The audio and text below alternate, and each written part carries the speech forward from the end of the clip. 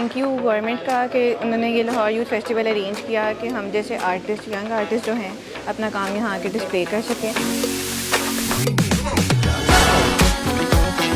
तो बहुत अच्छा कंपटीशन है, इस तरह के कॉम्पिटिशन्स करने चाहिए ताकि स्टूडेंट्स अपने टैलेंट को शो कर सकें।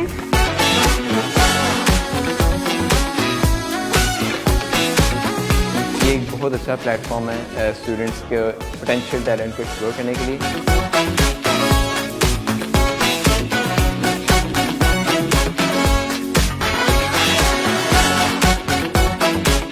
बहुत अच्छा इनिशिएटिव है गवर्नमेंट का कि उन्होंने ऐसा इवेंट ऑर्गेनाइज़ करवाया जिससे अलग अलग यूनिवर्सिटी से डिफरेंट टैलेंट्स निकल सकते हैं।